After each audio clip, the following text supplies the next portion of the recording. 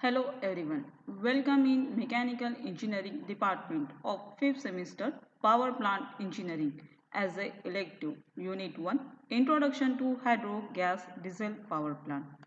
Topic 4 Working of Diesel Power Plant.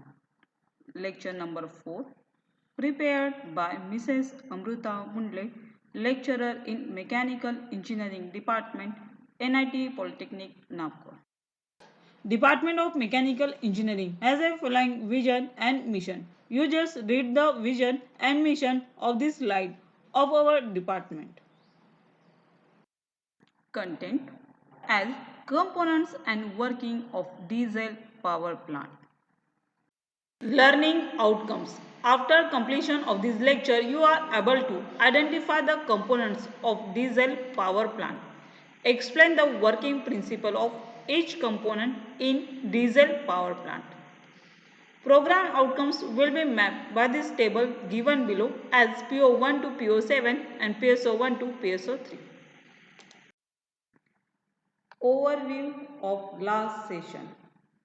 आपने last session में क्या पढ़ा ये देखते हैं, जैसे कि introduction to diesel power plant, energy conversion process in diesel power plant, factors affecting site selection of diesel power plant, name of different diesel power plant in India with its capacity, and maintenance of diesel power plant. तो हमने last lecture में diesel power plant, उसके types और उसके site selections, also different diesel power plant जो India में available है उसके बारे में डिस्कस किया. तो एक क्वेश्चन है, is that what is diesel power plant? Think, revise.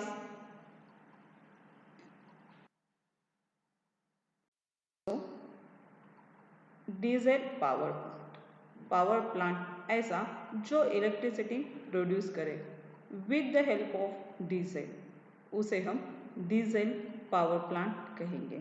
As that a generating station in which diesel engine is use as the prime mover for the generation of electrical energy is known as a diesel power station और diesel power plant. इसका मतलब कि एक ऐसा station है जो electricity produce करने का काम करेगा with the help of diesel engine, that's called as a diesel power plant. As that एक डायग्राम देखते हैं जिसमें इंजन का सेटअप है जिसके वजह से हमें इलेक्ट्रिसिटी प्रोड्यूस करते हैं. It's very simple diagram for introduction of diesel power plant. देखते हैं, इसके सेंटर में एक इंजन है. इंजन को चलाने के लिए एयर इनटेक है, साथ में फ्यूल इनटेक है. इन दोनों का कॉम्बिनेशन इंजन के अंदर जाएगा तो आपका पावर स्ट्रोक प्रोड्यूस होगा. इस पावर स्ट्रोक के वजह से क्रैंकशाफ्ट का रोटेशन होगा और यही शाफ्ट रोटेट होते हुए जनरेटर के शाफ्ट को रोटेट करने का काम करेगा, जिसके वजह से आपको इलेक्ट्रिसिटी मिलेगी. उसी के साथ at a end of this power stroke कुछ बर्निंग गैसेस और पार्टिकल्स रहेंगे जिसे हमें एटमॉस्फेयर में एग्जॉस्ट करना है, नहीं तो इंजन में प्रॉब्लम हो सकता है. एज दैट इसी व्यू को हम और भी एक्सप्लेन करना चाहते हैं, जैसे कि एक कलरफुल डायग्राम से आपको पता चलेगा कि how it work. It is a simple block diagram of internal combustion engine like only A diesel engine. It supplies a fuel, diesel, gas, gasoline or biodiesel of any form of diesel fuel intake to the internal combustion engine. Also, there is a exhaust emission, that is a exhaust system is there. and this shaft is coupled with generator that is provide the electricity in the form of voltage frequency regulator to the consumer.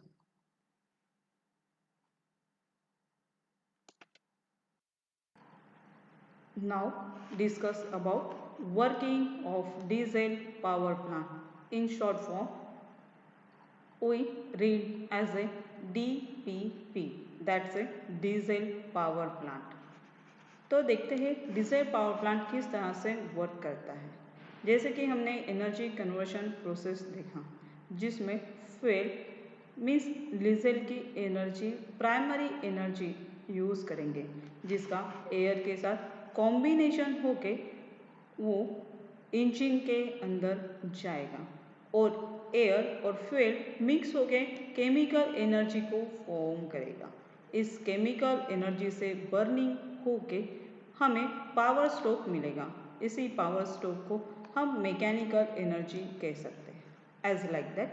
And यही mechanical energy electrical energy में convert होती है by means of rotation of generator shaft couple with engine shaft. तो यही energy conversion आप as a working of diesel power plant represent कर सकते। Now discuss about layouts of diesel power plant as that we see this diagram. तो इस diagram में दिख रहा है डीजल इंजन है, एयर फिल्टर से एयर आ रहा है, वैसे ही फ्यूल टैंक से फ्यूल भी आएगा, वैसे ही एयर फॉर स्टार्टिंग से एयर टैंक से कनेक्टेड होके कंप्रेसर से आपको स्टार्टिंग सिस्टम कनेक्ट रहेगा, वैसे ही लुब्रिकेशन टैंक रहेगा जो आपके इंजन के इनसाइड के मूविंग पार्ट्स को लुब्रिकेशन का काम करेगा। वैसे ही आपको यहाँ पे एक कूलिंग टावर दिख रहा है जो कि हीट जितनी इनसाइड इंजन में जनरेट हुई उसको रिलीज करने का काम करेगा बाय दिस सिस्टम। तो इंजन के साथ जनरेटर अटैच रहेगा जो पावर जनरेशन का काम करेगा is the form of electricity. तो डीजल इंजन में फ्यूल बर्न होगा, फ्यूल बर्न होके पावर स्ट्रोक मिलेगा, इस पावर का यूज़ करके हम इलेक्ट्रिसिटी को कन्वर्ट करेंगे। बट जो फ्यूल्स इनसाइड बर्न हुए हैं उसका स्मोक फॉर्म हम साइलेंसर के थ्रू एग्जॉस्ट करेंगे, उसे हम एग्जॉस्ट सिस्टम बोलते हैं। तो ये डायग्राम जो काफ़ी कॉम्प्लिकेटेड तो लग रही है बट एग्ज़ाम में आपको इसी डायग्राम को प्रिफर करना है for layout of diesel power plant. तो इस डायग्राम को हम थोड़ा इजी करते हैं मतलब इस डीजल इंजन को डीजल इंजन करेंगे और यहाँ से कनेक्टेड हर एक साइकिल को हम एक सिस्टम के फॉर्म में देखेंगे। तो आते हैं next components of diesel power plant. अभी जो हमने डिस्कस किया फ्रॉम लेआउट कि components of diesel power plant में एक डीजल इंजन रहेगा, डीजल इंजन से ही पावर जनरेट होके जनरेटर में जाएगा। इससे चलाने के लिए आपको एयर इनटेक और फ्यूल इनटेक की ज़रूरत पड़ेगी, साथ में आपको लुब्रिकेशन सिस्टम की भी ज़रूरत पड़ेगी। यही सारे सिस्टम्स हमने उस डायग्राम से डिफ्रेंशिएट करके आपकी डायग्राम और अंडरस्टैंडिंग लेवल बढ़ाने के लिए यहाँ पे यूज़ किया है। तो देखते हैं सेकेंड सिस्टम में इंजन फ्यूल सप्लाई सिस्टम। अब इंजन फ्यूल सप्लाई सिस्टम आपके इंजन को फ्यूल प्रोड्यूस करने का काम करेगा, साथ में वो फ्यूल को फिल्टरेट भी करेगा और स्टोरेज करने का काम भी करेगा। तो नेक्स्ट है engine air intake system. Diesel engine को चलाने के लिए एयर और फ्यूल की ज़रूरत है, तो एयर को आपको कंप्रेस करके सिस्टम में सेंड करना है टू इंजन, तो उस सिस्टम को हम बोलेंगे engine air intake system. Then exhaust emission gases जो हमें अनयूज है उसको हम एटमॉस्फेयर में सेंड करेंगे with the help of chimney और उस सिस्टम को बोलेंगे इंजन एग्जॉस्ट सिस्टम।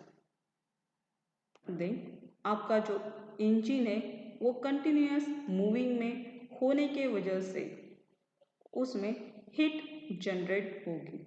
इसी हीट को रिलीज करने का काम इंजन कूलिंग सिस्टम करेगा जो कि वाटर टावर से कनेक्ट रह के कंटिन्यूअस वाटर सप्लाई करेगा। देन है इंजन लुब्रिकेशन सिस्टम। जैसे कि हमने देखा डीजल इंजन में जो कि होता है मूविंग पार्ट्स जिसके वजह से हमें पावर स्ट्रोक मिलता है। इस मूविंग पार्ट्स को लुब्रिकेशन देने का काम इंजन लुब्रिकेशन सिस्टम करता है जिसके वजह से फ्रिक्शन मूविंग पार्ट के बीच का कम होता है और हमारे इंजन की लाइफ इंक्रीज होती है। नेक्स्ट है engine starting system. Engine starting system में जब कोल्ड वेदर होने के वजह से इंजन इजीली स्टार्ट नहीं होता तब कंप्रेसर के हेल्प से हम एयर को सप्लाई करते इंजन को स्टार्ट करते। वैसे ही लास्ट है आपका जनरेटर।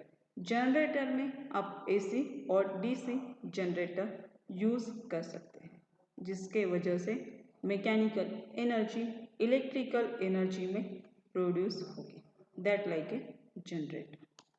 तो आइए देखते हैं इसी कंपोनेंट्स का सेपरेट डायग्राम्स और उसका एक्सप्लेनेशन। तो फर्स्ट है हमारा डीजल इंजन। जिस डीजल इंजन में हमने layout of diesel power plant में देखा था वही कंपोनेंट हमने यहाँ पे शो किया as that fuel filter diesel engine inside fuel filter fuel injector then air come inside the diesel engine. Also fuel comes inside diesel engine and then produce power by burning of fuels with the help of air, and this power is converted to electricity with the help of generator. Also in diesel engine there is a silencer. Silencer is nothing but the exhaust system. This diesel engine also connected with lubrication oil tank to produce lubrication to all moving parts. तो इस तरह से diesel engine में काफ़ी systems connected होते हैं। Diesel engine में air tank then diesel tank also air starting system lubrication system then आपका cooling system and generator also exhaust system. ये सभी इंजन की लाइफ को चलाने के लिए और इंजन से पावर प्रोड्यूस होने के लिए हेल्पफुल है।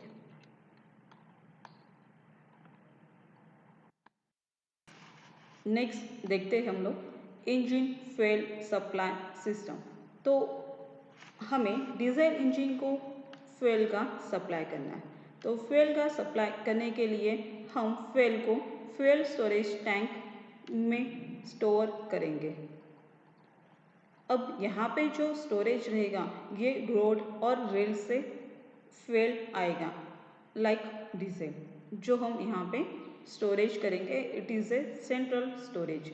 यही फ्लो हमारा जाएगा फिल्टर के थ्रू और पंप के थ्रू डे टैंक में। डे टैंक में मीन्स एक दिन में कितना फ्यूल हम डीजल इंजन में यूज़ करेंगे that means a day tank और यहाँ का फ्यूल कनेक्ट होगा आपका डीजल इंजन से जो डीजल इंजन में चलाने का काम करेगा। Burning of fuels inside diesel engine with the help of air with fuel burning inside diesel engine and produce power। जब डे टैंक का फ्लो ओवरफ्लो होगा तो ये flow return to fuel storage tank central tank में आएगा that is a simple connected to fuel tank. To engine. Next देखते हैं हम लोग engine air intake system. Engine में एयर की ज़रूरत है, विदाउट एयर आप इंजन को नहीं चला सकते। तो जैसे कि हमने डीजल इंजन के बारे में देखा कि डीजल इंजन में फर्स्ट कंप्रेस एयर इन होगी, देन फ्यूल इन होगा और दोनों का कॉम्बिनेशन होके पावर स्ट्रोक मिलेगा। तो एयर आने के लिए आपको कंप्रेसर और एटमॉस्फेरिक एयर लेनी है और वो फिल्टराइज होके इंजन के अंदर इंसर्ट करना है।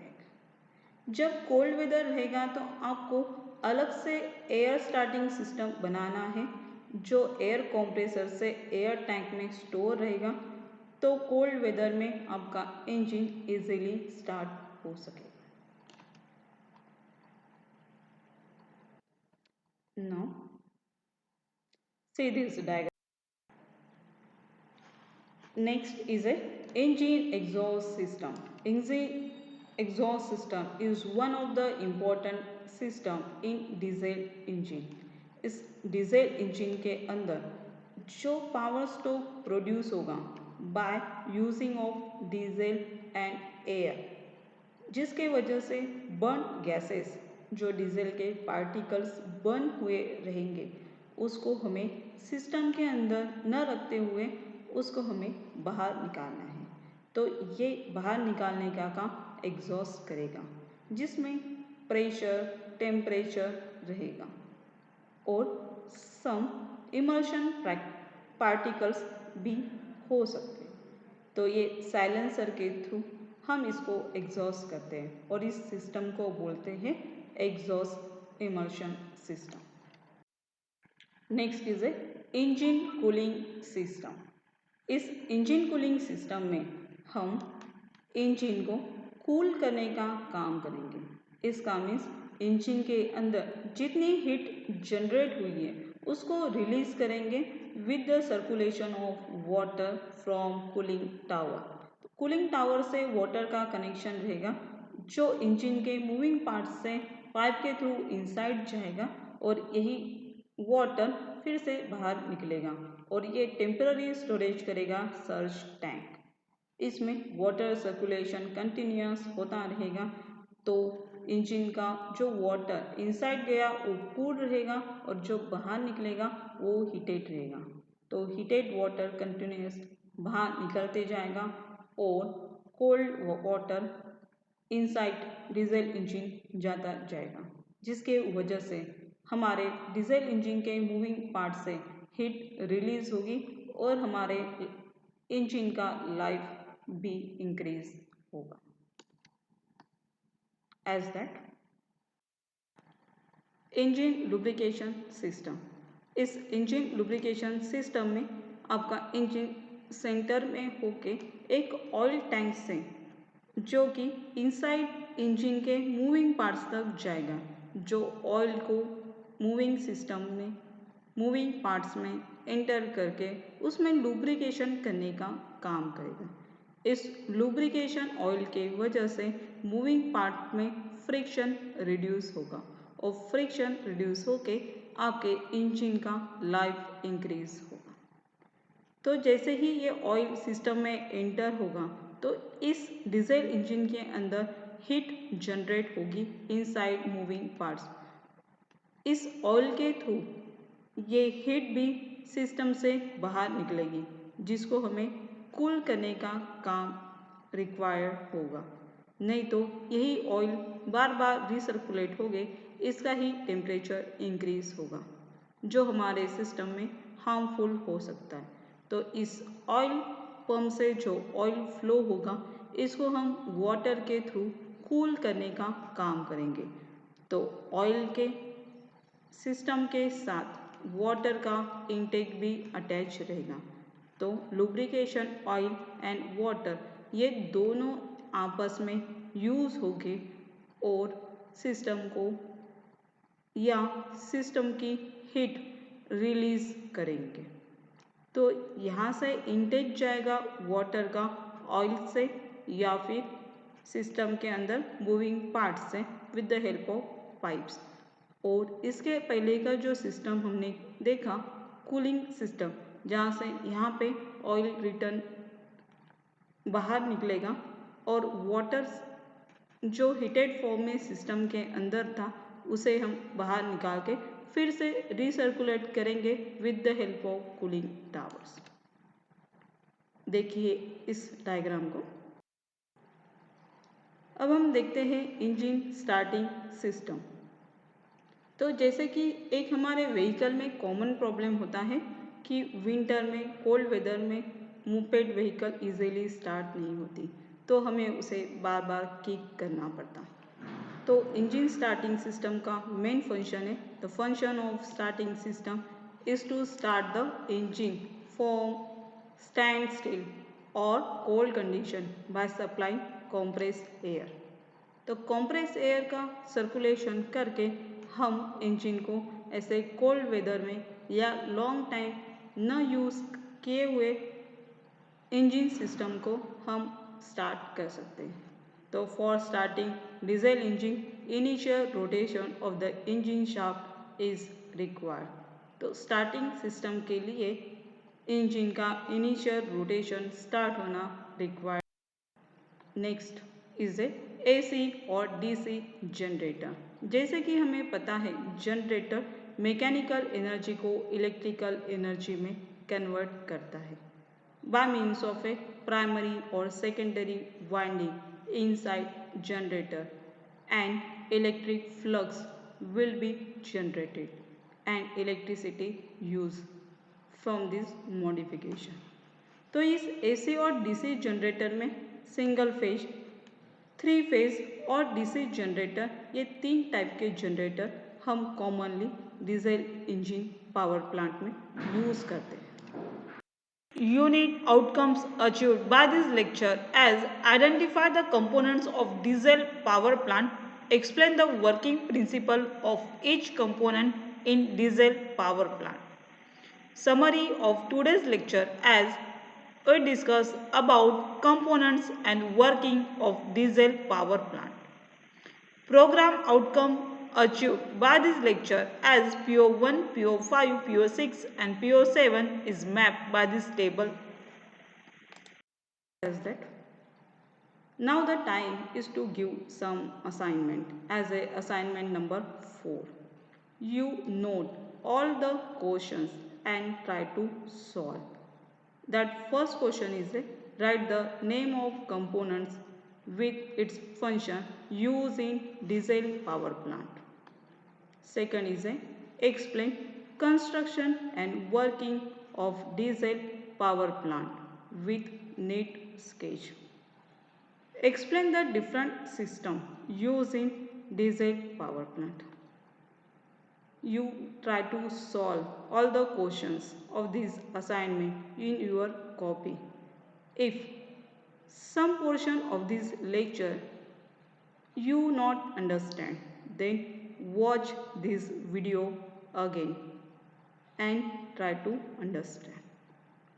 If it is not possible to understand, then call your subject teacher for more understanding. Thank you. Happy learning.